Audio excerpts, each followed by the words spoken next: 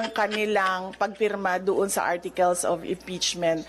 So if we are to talk about accountability by business groups, dapat questionin din natin kung paano ginawa yung articles of impeachment at paano pinasa yung articles of impeachment papunta doon sa Senado. Yun. Okay. Any more questions regarding the impeachment matter? Sir?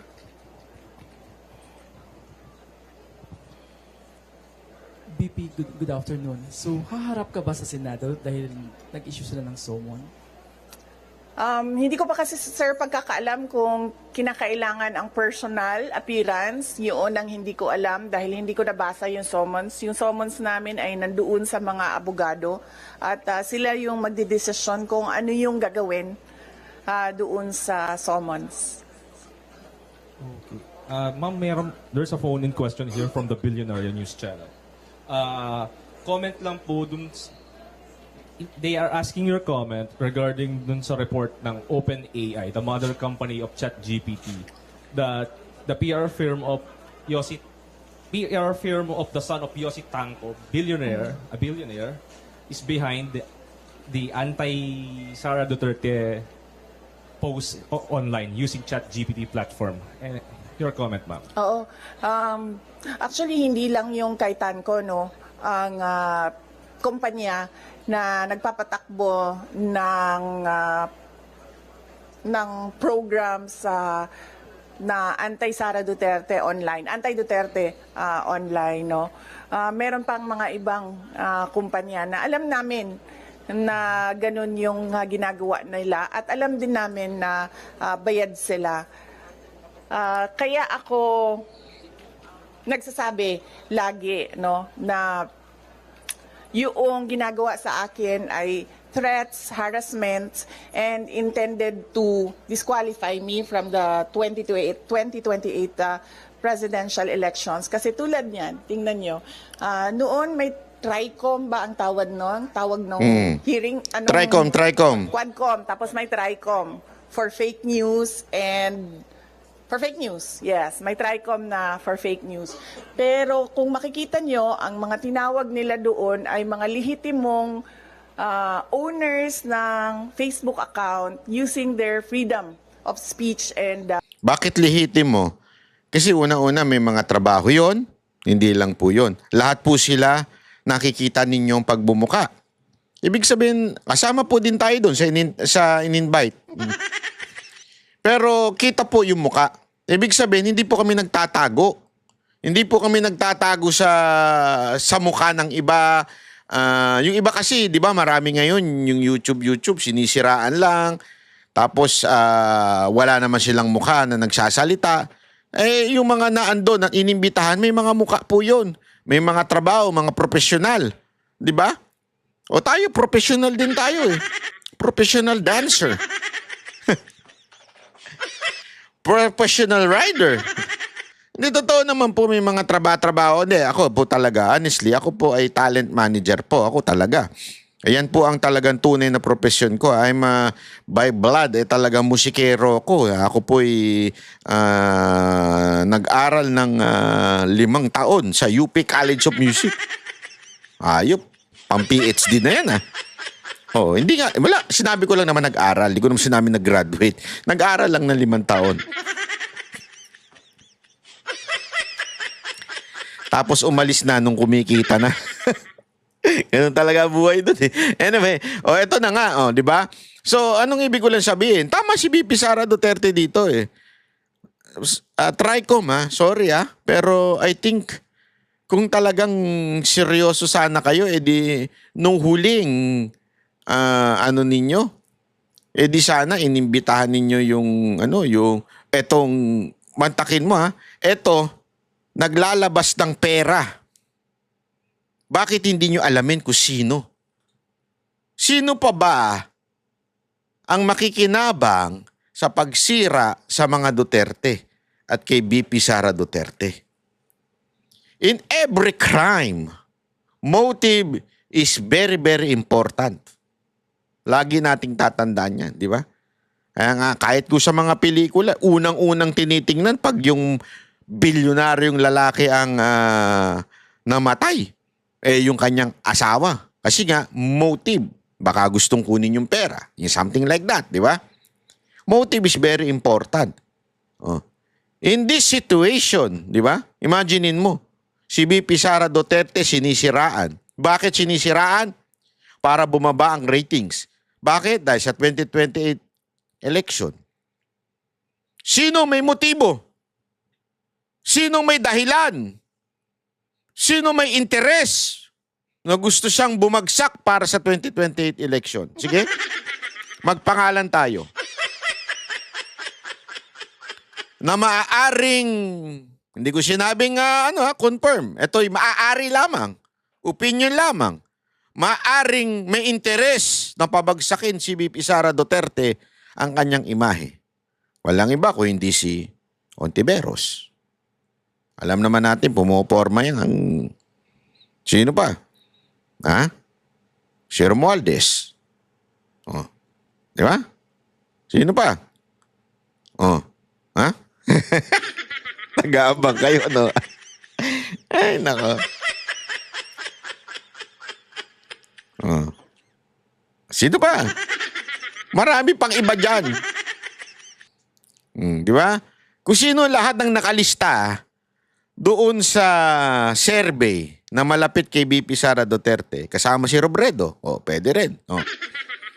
Ay maaaring magkaroon ng motibo. Pero hindi po natin sinasabi na sila po ay nagbayad dito sa Operation High Five. Operation High Five po kasi ito eh. Ito nga, pakita natin yan eh. Tama. Ito. Ayan. Ay, mali. Ito yan eh. Ito. Yan. VR. Anong VR? PR firm of Yossi Tanco. Ayan. Di ba? Ano yan? Yan yung Operation High Five. To destroy the Duterte. Particularly itong si VP Sara Duterte. So kung ito'y isang anak ng, sabi ng bilyonaryo, anak daw ito ng isang bilyonaryo. Itong pangalan nito. Yossi. Pangalan niya Yossi. PR firm of Yossi Tanco's son. Jagger. Binuking ng OpenAI. Na sila ang gumagawa ng mga anti-Duterte. Bakit hindi man lang pinagkainteresan ito ng Quadcom? O Tricom? O kahit anong com? Diba? Bakit hindi sila pinag-interesan? Dahil ba may mabubuking silang magagalit sa kanila? Gago! Bakit? Di ba? Pero tingnan nyo response ni VP Sara Duterte tungkol dito sa news na ito. Tingnan nyo yung response ni VP. Expression. Mga lehitimong social media personalities na nagbibigay ng kanilang opinion na hindi naman bawal sa batas, pero nakakalungkot kasi yung kanilang opinion pro-Duterte, pro-Sara Duterte, at yun ang iniimbestigahan. Pero ang mga tulad nito, mga kumpanya na ang negosyo nila ay gumagamit ng mga program para sirain ang pangalan ng isang tao, ay hindi man lang kahit isang beses tinawag doon sa Tricom na investigation. Yun eh. Hindi man lang tinawag ni isang beses. So, that is another hypocrisy. Diba? Yan na naman po ay isang pagiging hipokrito. Anong ibig sabihin ng hipokrito? Galit kuno sila sa fake news, galit kuno sila sa mga troll, pero ito, booking na troll at nagpapakalat ng fake news. Pero ba't di nila ipatawag? Tama, mali. Kung maaalala ninyo eto. Kaya itong Tricom talagang sabit to eh. Wala talaga eh. They're not really for the truth. They are just for politics. Kung maalala nyo, there's a revelation by Tolentino na sinasabing meron daw binabayaran ang embassy ng China na PR firm para makialam sa election o whatsoever. Grabe. Talagang ginawang issue ng Kamara, ng TRICOM. Talagang, oo, sino ba yung mga yan? Ipatawag natin yan. Bla, bla, bla, bla, bla, bla. Oo, tama naman. Ako sangayon ako sa sinabi nilang ipatawag. Pero I mean, yun nga, hindi mo pa nga sigurado kung ano Kasi yun ay binigay lang o nabuking lang, o hindi nga nabuking Meron lang info si Senator Tolentino. Hindi natin alam yung legitimacy nung info na yun. Eto, legitimate OpenAI na. Yung mismong kumpanya ng ChatGPT ang nagsabi, ito, humingi ng tulong sa amin tong animal na to. Eto, gumukuha ng mga komento para gamitin at sirain ang si Duterte at ang atong si BP Sara Duterte. Ito confirm ito. Ito na Nakalatag na Di ba? Nakalatag na Ba't di man lang pinakialaman ng TRICOM? Kasi again, namumulitika sila. Anong inaano ng TRICOM? Basta yung against lang sa amin, yun lang ang titirahin namin. O ang against lang sa aming amo na si Romualdez at saka against lang syempre kay Marcos. Yun lang ang aming pakikialaman. The rest, nik-nik nyo. So, yun ang conclusion lang nito. They are not really for the truth. They are just to suppress the Duterte's supporter, di ba? The Duterte supporter. Di pala Duterte's. Duterte supporter. Ng House of Representatives. So yan, nagpapakita na itong lahat ay ano lang talaga, politika at harassment sa mga kalaban sa politika ng administrasyon. Hindi na yan ang galing sa amin, sir, ha? Hindi na kami nagsasalita kung anong mga panggigipit ang ginagawa sa amin. Tumatahimik na lang kami. Yung mga kaalyado namin, tumatahimik na lang. Yan talaga, tulad nung pag-amin ng mga congressman na may natanggap silang pera, kapalit ang signature, yung nilabas ng OpenAI na isang kumpanya na involved sa paninirang puri ng mga tao ay hindi galing sa amin. Galing na sa universe. Para lang ipakita sa mga tao na kung anong ginagawa ng administrasyon. Puro politika, walang trabaho. At ngayon, gusto pang i-blame sa akin ang bagsak na ekonomiya ng Pilipinas. Any follow-up there? Cut. Do you intend to file cases against that company? Hindi na, ma'am. Sobrang napahiya na siya doon nung nilabas yon ng AI. I mean, nasaan na yung credibility mo as a service provider nung sinabi na ganyan yung negosyo mo.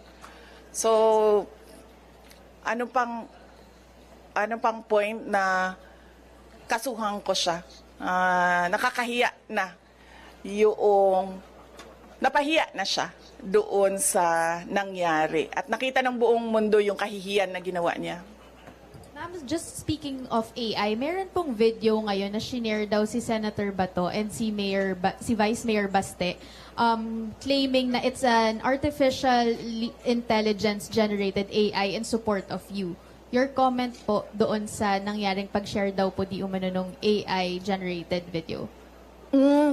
Wala naman problema siguro sa pag-share ng AI video in support of sa akin. Basta hindi ginagawang negosyo. Kung baga, if I were a social media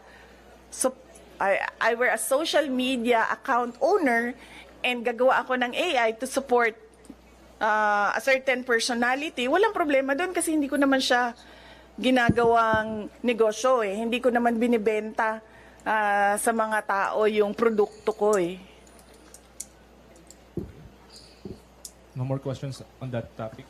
Okay, we move to that. We move to Kita nyo ha, yun na biglang idinikit yung AI ni Bato, yung shinare ni Bato. Nakalayo naman ng difference nun. 'Di ba? Ang ganda nga nasagot ni BP Sara Duterte. Kasi yung kay Bato, an expression. It's a freedom of expression na ito talagang sentimento namin. Oh. Ito yung kasi sinasabi nung estudyante doon sa video na yun. Kaya nga sabi ko nga sa programang SMNI ng Banatero, sana lagi kayo manood doon ha. 8 to 9, minsan 8:30, minsan 9 o'clock. Oh. Panoorin nyo yun. Ang linaw po kasi ng sinasabi ko doon, halimbawa, para bagang cartoons. Okay, cartoons na merong sinasabi about Marcos, tapos shinare mo. Hindi mo pwedeng sabihin fake news yun. Kasi cartoons yun eh. Di ba? Ngayon, ginawa mo lang siyang AI, makatotohanan. Yun ang ibig sabihin nun, makatotohanan ang mukha ng mga tao na ginawa mo lang AI. Pero yung sinasabi nga ni Bato, yun po ay sentimiento na amin nararamdaman. At nararamdaman din ng mga tao, ng mga kabataan, ng mga ano. At kaya niya i-share. Ibang issue naman, yung may AI o ginamitan ng AI para kumuha ng mga comments to destroy the person. At ito po ay binayaran ng someone. Remember, kung sino ang may interes na sirain si BP Sara Duterte, walang iba kundi isang politiko. Ang isang politiko, bayaran ng taong bayan. Ang isang politiko ay pinagagastusan ng taong bayan. Sahuran ng taong bayan. Yung pinapasahod natin sa kanya, ibinibigay niya para siraan si BP Sara Duterte. Kaya sobrang sablay nun. Hindi lang yun issue ng fake news, issue pa rin po yun ng korupsyon. Hindi lang po issue ng korupsyon, kung hindi yung isang marangal, dapat ikaw isang marangal o may code of ethics, di ba? Na isang public official and yet ginagawa mo, nagbabayad ka to destroy someone. Oh. Doon pa lang, sobrang sablay na. Tapos ang focus lang nila yung pag-share ni... tanungin ko kayo, meron bang nasira si Bato doon? Binayaran ba siya doon para sabihin yung kanyang opinion? Wala. Walang involved na pera doon. Yun ay kanyang opinion lang. to the last Kami ang boses ng masa, hindi natatakot. Katotohanan lang, di kami nalulunod. Walang bahid ng sismis, lahat ay totoo. Kahit sino ka pa, pag mali ka babanatan ka. Walang pinipili kulay, wala kaming kinikilingan. Basta para sa bayan, kami lalaban. Pag tama palakpakan, pag mali banatan. Di matitinag, di matatakot, para sa bayan tuloy ang sigaw. Sa harap ng kamera, walang halong takot. Mga baluktot, lahat kayo'y tutok.